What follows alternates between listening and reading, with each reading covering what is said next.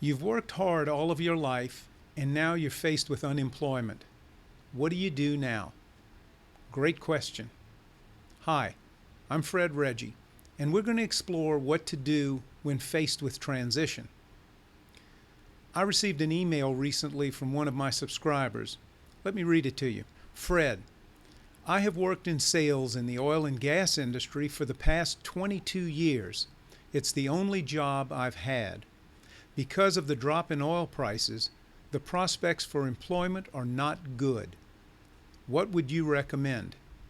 Larry C. Larry is faced with a dilemma that so many people in a single service industry like the oil and gas industry, which is a commodity industry, are faced with, especially right now with oil prices as low as they are. This can also relate to any other industry that goes through a cyclical move. For example, a few years ago, the housing industry suffered greatly in 2007 as a result of the prime loan debacle. But let's get back to Larry's situation. Larry's been in sales all of his life, all of his work life anyway, for the past 22 years, and now he finds himself without a job. What does he do? Well, obviously making a lateral move into the same industry is really not an option right now because no one in that industry is hiring. So Larry has to take his skill set and apply them to a completely different industry. What many people do when they're faced with a situation like this, they don't take a look at their options. They don't look into what their core strengths are and how can they apply those strengths to a different industry.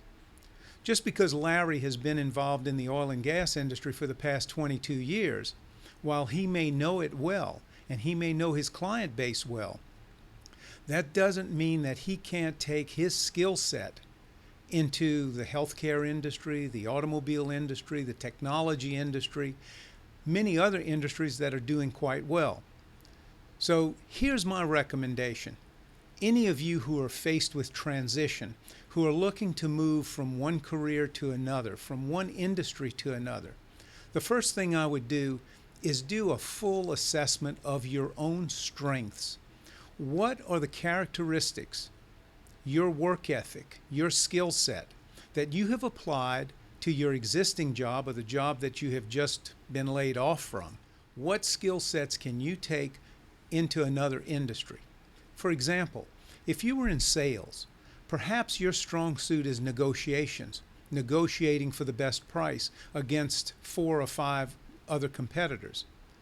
Well, that's a powerful skill set that can be brought to a number of different industries where negotiations are critical for the outcomes.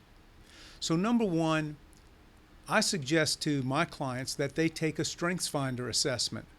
What that does, that's a test that will give you an opportunity to identify your top 5 strengths and see how you can apply them to your work environment, regardless of what that work environment is, because that's really what you're selling to a new employer, is what is your value? What skills are you bringing to the company that are going to translate into sales in the case of Larry? Secondly, I would create a mission statement for myself. I would establish myself as a brand, as a viable, productive brand that I can market to other businesses in other industries, whether it's healthcare, whether it's automotive, whether it's technology, or someday going back into the oil and gas industry. Once you do that, then you have a clear understanding of who you are and what you bring to the table.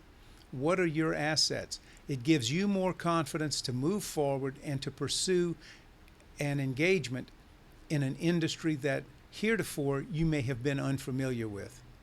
If you'd like to know more about it, contact me at fred@fredreggie.com, and I'll be more than happy to work with you on developing your personal brand when it comes to identifying your skill set and how you can apply it to other businesses and other industries.